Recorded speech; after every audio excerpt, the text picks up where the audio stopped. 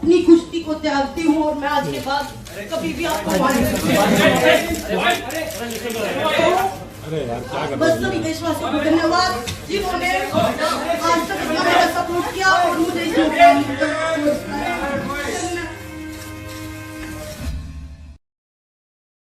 नमस्कार।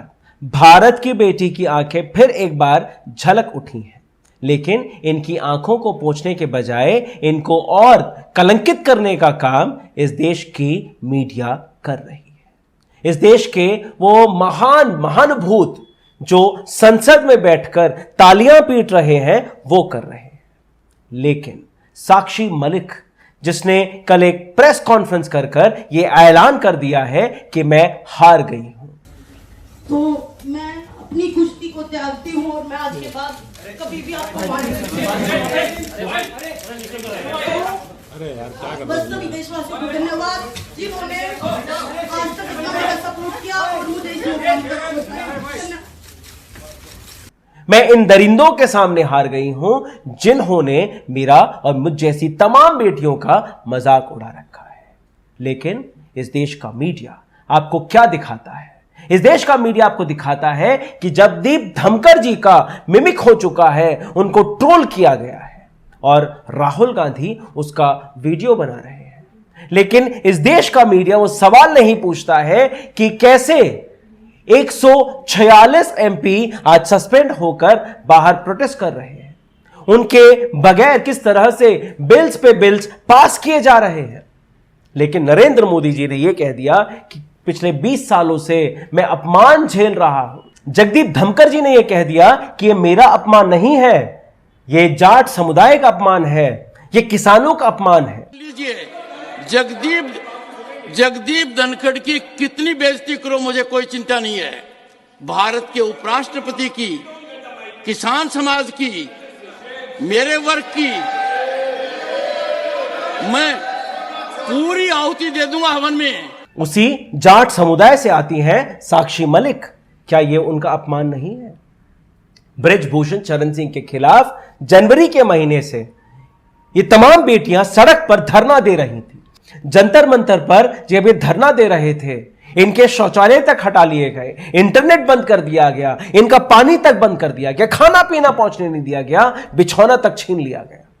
जिस दिन इस देश ने नए संसद को देखा, नए संसद का उद्घाटन देखा, उसी दिन तानाशाही सरकार ने इनको रौंदने की कोशिश करी। तब भी भारत का मीडिया हंसी ठहाके मार रहा था। बृजभूषण शरण सिंह ठहाके मारकर हंस रहा था, मुंह चढ़ा रहा था। कल फिर इसने वही हरकत की। बजरंग पुनिया, साक्षी मलिक, विगेश फोगाट, इन तीनों ने ही जो प्रेस कॉन्फ्रेंस करके जो सवाल उठाए हैं, शायद हम सभी को आज शर्मिंदा होने की जरूरत है। इस वीडियो को आप देखिए, किसको किसकी जीत मिली है इसका भाव आपको मिलेगा, इसका अभाव आपको पता पड़ेगा। जरा देखिए।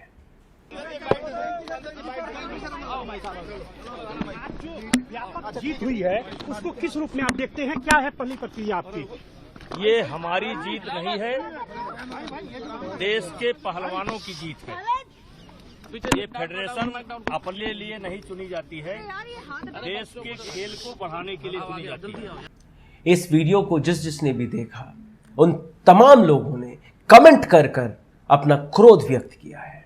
जिस शख्स को सेक्सुअल हैरासमेंट केस में बाहर का दरवाजा दिखाना चाहिए था, वो आज भी एमपी बना बैठा है।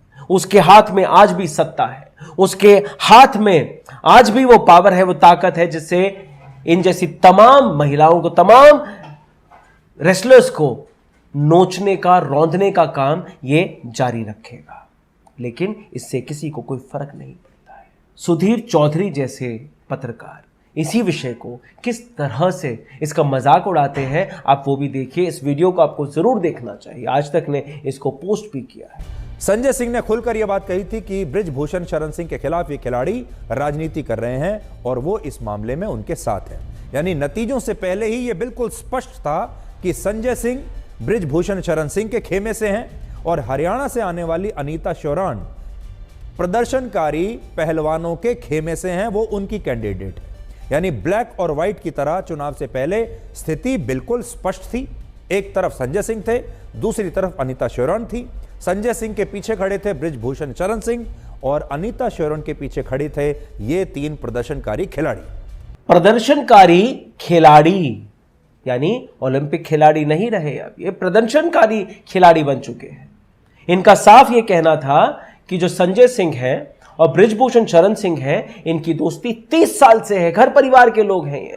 यानी जैसा बृजभूषण करते थे वैसा ही शायद संजय सिंह भी करते हो। किसी भी खिलाड़ी एसोसिएशन में खिलाड़ियों का कोई वर्चस्व नहीं है, खिलाड़ियों का कोई चेहरा नहीं, उनकी कोई वैल्यू नहीं है। स्टेट एसोसिएशंस मिल बैठकर इस तरह के फैसले ले लेते हैं, वो सही तरीके से आए हैं। लेकिन खिलाड़ी एसोसिएशन में अगर खिलाड़ी चेहरा नहीं बन सकते, अगर खिलाड़ी इन पदों पर नहीं आ सकते, तो उस खिलाड़ी एसोसिएशन का मतलब क्या है? यही तो साक्षी मलिक ने पूछा था, यही तो इन तमाम खिलाड़ियों ने पूछा था। लेकिन आज फिर किसकी जीत हुई है आप देख सकते हैं। संजय सिंह के सामने अनीता शेरन खड़ी थी, अनीता शेरन हार चुकी है, साक्षी मलिक हार चुकी है।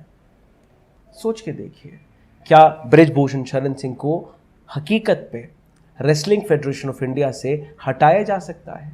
खुद नहीं तो किसी और को लगा दिया, पावर खुद के हाथ में रख ली और इसका प्रचार हो रहा है नेशनल टेलीविजन पर कि सही हुआ, जो भी हुआ अच्छा हुआ। प्रदर्शनकारी महिलाएं थीं, बृजभूषण शरण सिंह का अपमान करना चाहती थीं, और जो बृजभूषण शरण सिंह ने किया, जो दिल्ली पुलिस का रिकॉर्ड बताता है, जो दिल्ली पुलिस ने सीधे अपने चार्जशीट में फाइल किया, उसका क्या? दिल्ली पुलिस की चार्जशीट साफ तौर पर यह कहती है कि जून 15 तारीख को सेक्शन 354 असॉल्ट और criminal force to women intend to outrage her modesty, उसकी आत्मा को, उसकी मर्यादा को, उसके शरीर के साथ खेलने का इल्जाम लगाया गया है। सेक्शन 354A सेक्सुअल हैरासमेंट इसके खिलाफ लगाया गया है, बृजभूषण के खिलाफ। 354D stocking, 506 criminal intimidation.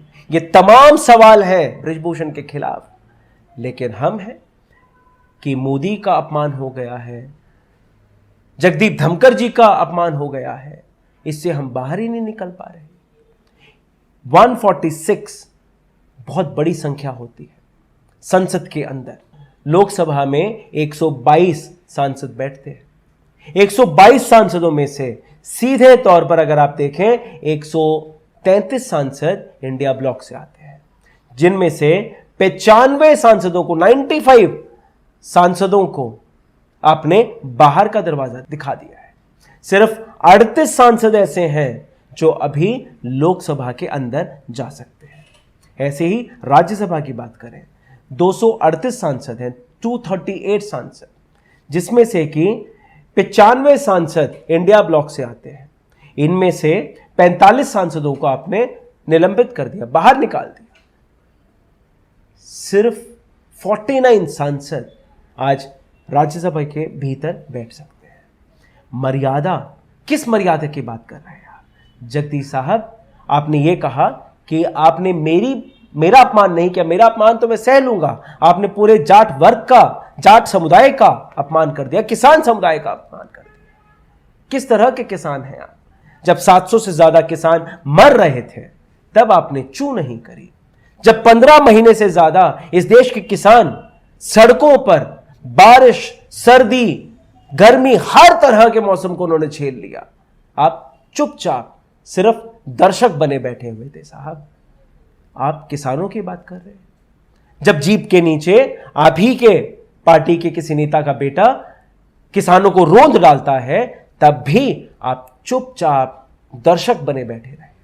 आज साक्षी मलिक, इनके आंसू आपको नहीं दिखते, आपको किसी ने मिमिक कर दिया तो उसको आपने बढ़ा चढ़ाकर एक प्रोपेगेंडा बना दिया है।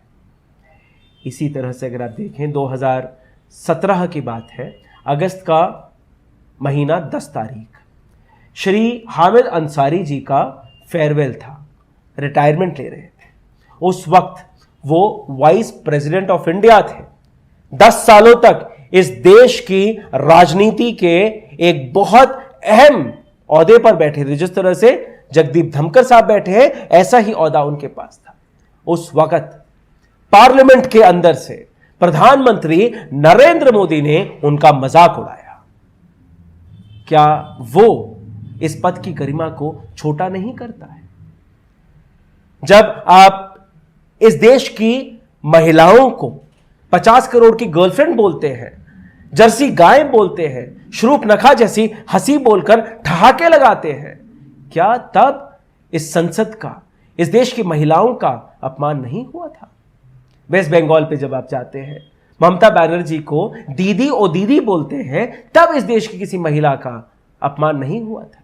देश के प्रधानमंत्री को कहा, जो उनको दीदी के सिवा और कुछ नहीं कहता है, ज्यादा से ज्यादा 2 बार बोलता हूं, दीदी ओ दीदी। लेकिन आज आप अपमान के बारे में बात करें। 20 सालों से मैं अपमान के जहर को घोट घोट के पी रहा हूं। आज पूरा देश आपसे एक सवाल पूछना चाहता है। संसद क्या सिर्फ पक्ष की है, विपक्ष की नहीं? संसद में जो लोग पहुंचे हैं, क्या उनको लोगों ने वोट नहीं दिया? क्या उनके सवाल नहीं है? जब वो सवाल पूछते हैं, 27 सवाल दिसंबर 19 तारीख को पार्लियामेंट के रिकॉर्ड से निकाल दिए गए। इल्जाम यह था कि वो ऑपोजिशन के लोग हैं। क्या ऑपोजिशन के लोग इस सवाल नहीं पूछेंगे? क्या इस देश का डेमोक्रेसी वाकई जीवित है? क्या इस देश की, इस डेमोक्रेसी की यह दशा हम इसलिए देख रहे हैं क्योंकि सत्ता में बैठा शख्स ज्यादा पावरफुल है, उसके पास मेजॉरिटी है? क्या इसको तानाशाही नहीं कहेंगे आप? दुनिया की सबसे बड़ी डेमोक्रेसी, उसी दुनिया की सबसे बड़ी डेमोक्रेसी में से 146 एमपीज जब बाहर का रास्ता दिखा दिया जाता है, जब वो बैठकर प्रदर्शन कर रहे होते हैं, उनके पीछे से तमाम बिल्स पास कर दिए जाते हैं, इसी देश की बेटी रोते रोते अपने गेम को छोड़ के चली जाती है, तब किसी को कोई फर्क नहीं। जगदीप धनखड़ साहब ने कुछ कहा है, आपको जरूर सुनना चाहिए। आपको सब पता है, आपकी चुप्पी मेरे कानों में गूंज रही है, खड़गे जी की चुप्पी मेरे कानों में गूंज रही है। वो लीडर ऑफ अपोजिशन है, कांग्रेस के अध्यक्ष हैं, सबको पता है क्या कुछ हो रहा है। मल्लिकार्जुन साहब, चुप्पी गूंज रही है। सर, आपकी ऐसी ही चुप्पी पूरे देश के कानों में गूंज रही है। संसद मुक्त भारत की रचना आपने रखी और आप ये कहते हैं कि इस पद की गरिमा में बचा रहा हूं। जाट समुदाय आपको कुछ जवाब देना चाहता है। शायद आप तक की कहानी कभी पहुंची ना हो, गोदी मीडिया इसको कभी आपको नहीं दिखाएगा, लेकिन जाट समुदाय आपको किस तरह से जवाब दे रहा है, आप खुद ही सुन लीजिए। एक संसद के अंदर एक मामला चल रहा है कि संसद की सुरक्षा में जो छेद लगी है उसका पे गृह मंत्री या प्रधानमंत्री बयान दे, ऐसा कहते ही उपराष्ट्रपति जी किसी भी विपक्षी सांसद को आवेश में आकर के संसद से बाहर निकाल रहे। पश्चिम बंगाल का एक सांसद उपराष्ट्रपति जी का की तरह नकल करते हुए मजाक कर रहा है। यानी मजाक बनाना किसी का अपमान नहीं होता, और उसको हमारे राष्ट्रपति जी, उपराष्ट्रपति जी ने कहा मेरी जाति का अपमान हो। शर्म आनी चाहिए केंद्रीय मंत्री ने एक जाति के साथ इस किस्म की घटनाओं को जोड़ते हुए। हमारी पहलवान बेटियां दिल्ली के ऊपर, दिल्ली जंतर मंतर के ऊपर महिला शोषण के खिलाफ आंदोलन में थी। धनखड़ जी का एक बयान नहीं आया, बीजेपी की गोदी में बैठे थे। तब समाज याद नहीं आया, तब किसान याद नहीं आया। आज एक मात्र एक सांसद ने मजाक बना दिया, उसका मुद्दा बना करके आप राजनीति करना चाहते हैं। शर्म करो। ये हम इस तरह के किसी भी बयान में धनखड़ जी के साथ नहीं हैं। लेकिन पीयूष गोयल साहब कहते हैं जाट समुदाय फार्मर्स का, किसानों का अपमान कर दिया है। Vice president of India Jagdeep Dhankhar साहब ने एक पोस्ट डाला है एक्स में, पढ़ के सुना देता हूं, आप सुन लीजिए, आपको समझ में आ जाएगा कि इनकी गरिमा कहां कहां आहत हो जाती है। प्रधानमंत्री श्री नरेंद्र मोदी जी का फोन आया और उन्होंने कल संसद के पवित्र परिसर में कुछ माननीय सांसदों द्वारा प्रदर्शित की गई अपमानजनक नाटकीयता पर अत्यंत दुख व्यक्त किया है। उन्होंने मुझे बताया कि वह पिछले 20 वर्षों से इस तरह के अपमान सहते आ रहे हैं, लेकिन देश के उपराष्ट्रपति जैसे संवैधानिक पद के साथ, और वह भी संसद में, ऐसा होना दुर्भाग्यपूर्ण है। प्रधानमंत्री जी ने इनको फोन पे कहा। मैंने प्रधानमंत्री से कहा, कुछ लोगों की बेतुकी हरकतें मुझे मेरा कर्तव्य निभाने और हमारे संविधान में निहित सिद्धांतों का सम्मान करने से नहीं रोक सकती है। मैं संवैधानिक मूल्यों के प्रति प्रतिबद्ध हूं और इस प्रकार के अपमान मुझे अपने मार्ग से विचलित नहीं कर सकते। गरिमा के ऊपर बात करते हैं, लेकिन आपके पद की गरिमा शायद प्राइम मिनिस्टर पद से ऊपर है। प्रेसिडेंट, उसके बाद वाइस प्रेसिडेंट, उसके बाद आते हैं प्राइम मिनिस्टर। लेकिन इनका भक्ति भाव किस लेवल पे पहुंच चुका है, आपको वो भी देखना चाहिए। पिछली शताब्दी के महापुरुष महात्मा गांधी थे, इस शताब्दी के युग पुरुष नरेंद्र मोदी हैं। जब एक वाइस प्रेसिडेंट की पद पे बैठे हुए शख्स इस तरह से स्टेटमेंट्स देते हैं, उसका मतलब क्या है?